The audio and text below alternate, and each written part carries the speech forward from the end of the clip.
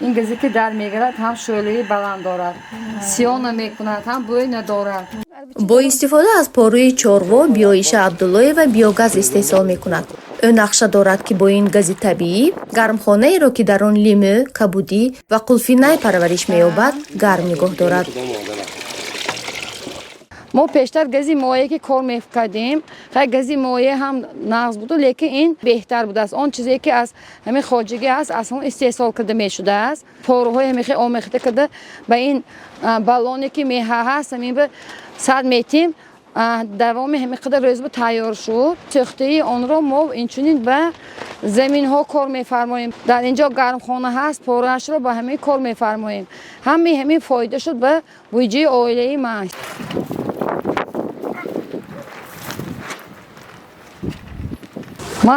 من خواندم کسبی آموزگاری دارم اما بیکاری خارجی نمیشد. اون بودجه‌ای که ما مبلغی که میگیریم برای زندگی نمیشد.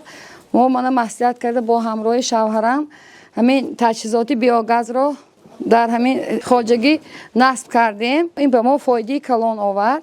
400 چاروا دارم. همین پاروی همین 400 گاوا برای استحصال کردن همین بیوگاز کاربری کرده میتواند. قبلا بیایشه برای گرمخانه‌اش ماهی 1000 سومانی صرف میکرد. 800 سومانی برای انگشت و 200 سومانی برای گاز مایع. ولی زمستان گذشته درختان لیمو از سردی نابود شدند.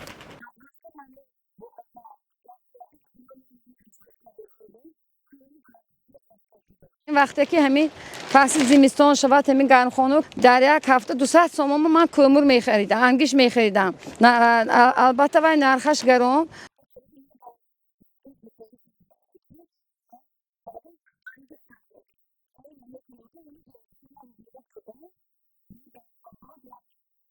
تکنولوژیای بیوریاکتوری استحصال بیوگاز در تاجیکستان سال اول است که استفاده می شود.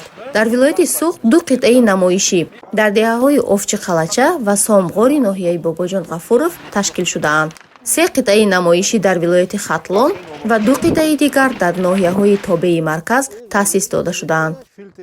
چقوریش 70 سانت، وسیعیش 235. این حجمش اصلا خردترین.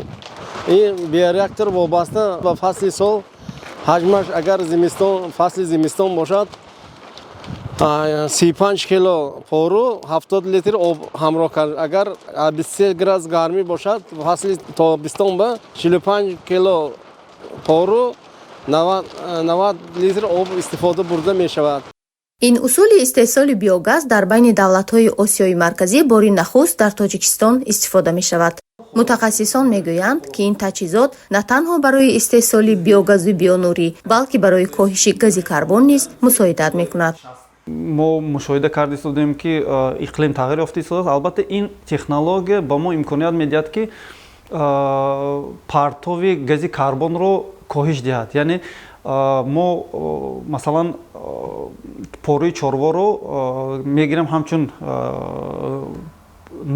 انرژی استفاده میبریم که اون با گویم پاس کردن سطح گاز گلخانگی یعنی تاثیر کند و پرتو گاز کربن رو کاهش دهد.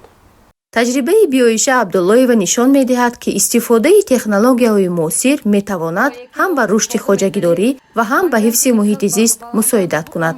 او امید دارد که با استفاده از این اصول دیگر دهقانان نیز برای بهتر نمودن شرایط زندگی و حفظ طبیعت تلاش خواهند کرد.